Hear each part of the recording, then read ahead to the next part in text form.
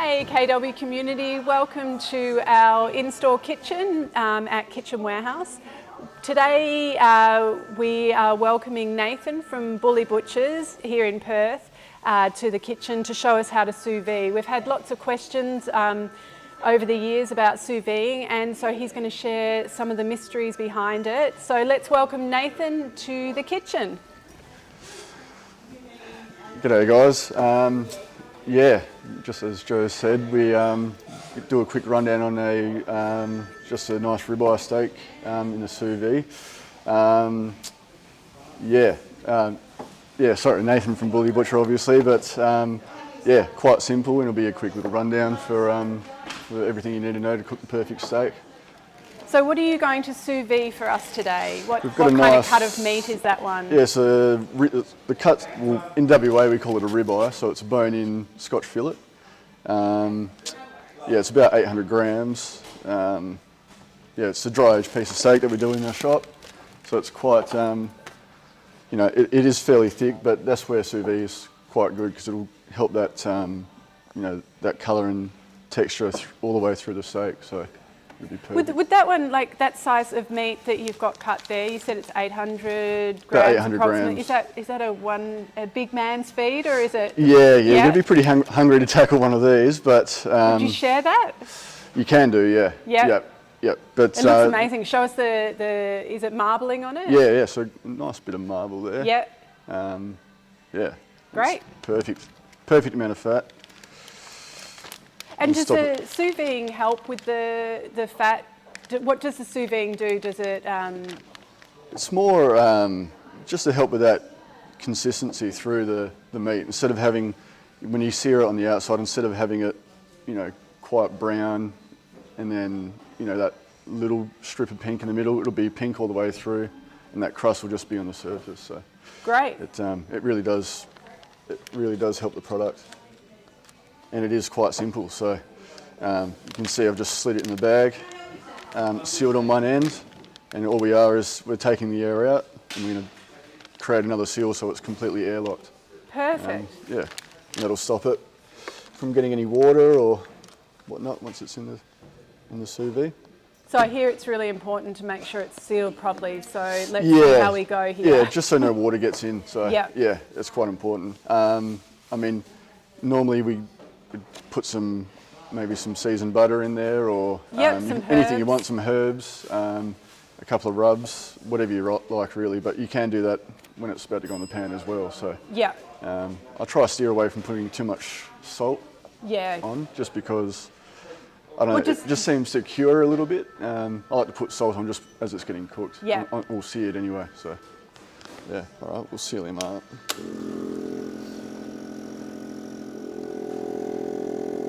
So the main thing with this is that it's just getting all the air out. Yeah, so you can see it's really nice and tight. Sucked in tight, yeah, wrapped around the steak nicely.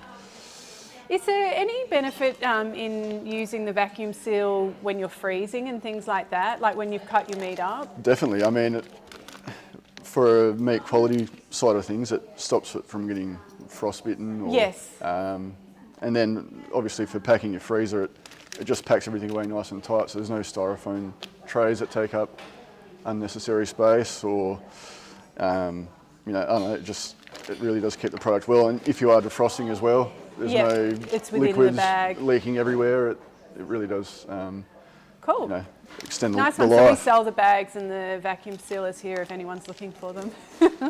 Beautiful. Nice one. Now let's show us how simple the sous vide is. Yeah, so now that it's sealed, we'll just set this guy up. So we'll turn him on. There is a few, obviously, different temperatures you can cook with, depending on what you're trying to achieve cooking-wise. So medium rare is what I prefer. So we'll turn that down to... And you were saying there's some pretty good instructions in the brochure that comes with the Westinghouse one as well. It's really simple, yeah. So it'll have guides for beef, lamb, pork, chicken, and then it will go off thicknesses and what sort of cook you're trying to achieve. So and it'll give you times, obviously. Times are pretty flexible, so you can push it out for up to 12 hours for a steak, or even longer, but you can do it as quick as 2 hours as well. So. Yeah, and so if you were doing it for 12 hours or 24 hours, would you keep it at a lower temperature? Is that the idea, that it's like a slow cooker or something, that you keep it really low? Yeah, you can, but in the same, it's that guide as well. So it will just keep it at one temp the whole time, so it won't overcook at all. So once it hits that temp, it's sort of good to go after about, the 1 to 2 hour mark. But you can push it up to that 12 and it won't overdo it at all. So at that same temperature. And so with this one, show us how it works as far as the temperatures go. Yeah, so I've just turned it on, obviously, hit the setting button, and it's as simple as up and down. So it's at 63, which is what we're going to cook with today. Great. It's a firm medium rare. Medium rare for 2 hours, which is the bottom one, is it? Yeah, and that's what it's flashing now. So it's already at 2 hours, so we don't need to adjust that, but it's as simple as up and down again. Great. Yeah. And we'll just turn him on, and you can hear it circulating that water. And as far as, so you use a stock pot, I know there's some other things you can use. Some people just use just a big pot as the main thing you need, isn't it, to put it in? That's the easiest, it's easy to clean. Stock pot. Yeah, like literally anything that can hold water and sort of clamp the unit on the side, so yeah. So what we'll do... So do you put it in before it heats up? You can put it in straight away. Straight away? Yep, because it's going to try to get to that temperature. So that's the current temp of the water, 23.5, straight out of the tap. So it'll put that in, and then it just tries to gain that temp with the product in it. So we'll just...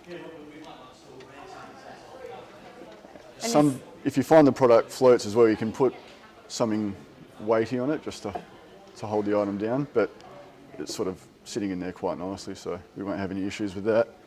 Some people put like another small pan or like a steel spoon or something just to hold the item down, but that should be fine the way it's sitting there. Fantastic. So that's in there for 2 hours, and we'll check it out in a couple of hours' time. Okay, so we've got the steak, the ribeye, in the sous vide now, just cooking along, but we've prepped one early this morning that's been in there for 2 hours, set at 63 again, hopefully should be medium rare. We're just going to open him up and give it a quick sear, just to get the colour on it. And we'll see how it looks, we'll cut into it. So there's heaps of recipes online, I noticed last night when I was having a bit of a Google as well. There's so many different things you can do, fish and chicken and obviously red meat and even vegetables and eggs. Nicola here was saying. People are poaching eggs. Literally everything. So we've got, you can do pork belly, even brisket now with the low and slow stuff. You can sort of go nuts. It's really endless. Yeah, it's awesome. Oh, so you can do like a big brisket, a big piece of meat. Would that be the most suitable? Do you think, like a brisket? Yeah, I mean, sort of the things that are harder to cook. This thing takes all the effort out of it. So things that you struggle with, like pork belly, people get stuck with. So you can do pork belly, and then you just and you just want to finish the roast crackle. It off. At the end. So it really takes that hard work out of those things. So so you can see it's got a cooked sort of texture, but it's in between, so that's why we want to get that colour off, just to render some fat down and just to give it a good sear. So if you were doing fish or something, do you need to grill it off afterwards, or is it really just that it's a... Depends. If you're doing like a poached dish, some fish, it's quite nice just straight out of the bag. You can have it with your butter in the bag, obviously, so it's just good to go straight out. But but things like steak, you need that sear for the crust on the outside. But like you said, some, like obviously veggies and fish, perfect straight out of the bag. So let's give that a quick flip. So nice and hot. Oh yeah.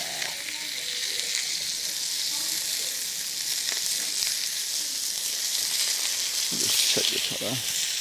Yeah, it's colouring up nicely. Beautiful.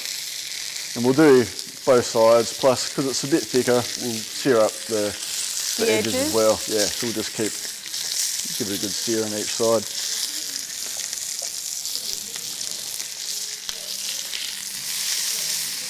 Yeah, you can see that. Oh, beautiful. Yeah. Well, you're making me hungry.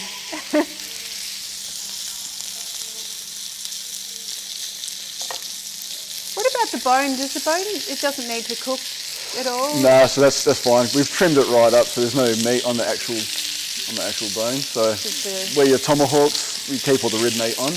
But yeah, we've trimmed that rib straight up, so almost there.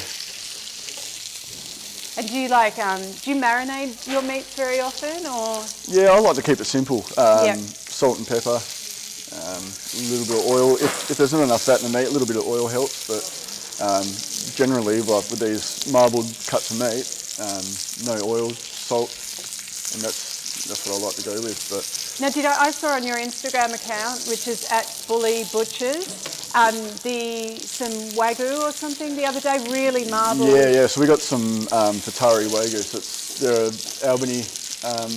they're Albany farmers. So it's full blood Wagyu. It's sort of the next level. It's sort of some of the best in Australia. So yeah, they're catching up with the Japanese guys for sure.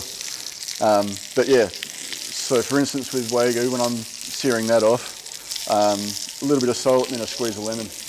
That's all I use.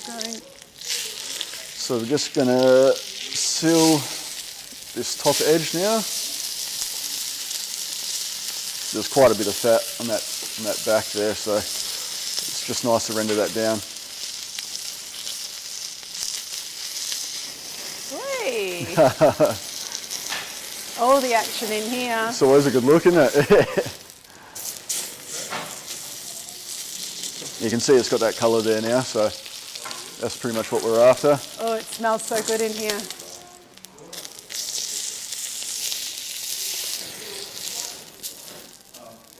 All right. It looks pretty good to me. So yeah, it's got the lines in it, that nice rendered down fat. So. And would you leave that to rest for a little bit now? Yeah, I always like to let them rest. Yeah, even with the sous vide. I mean, you still want it to be nice and warm when serving, but yeah. Nice. Yeah.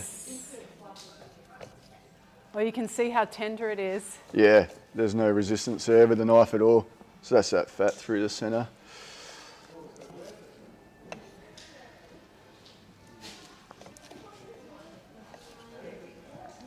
Yeah, so you can see the way it cooks through. It's just quite consistent all the way through, all the way to the edges. So yeah, that's amazing. Yeah, and that's without letting it sit for too long as well. So. Yep. Awesome.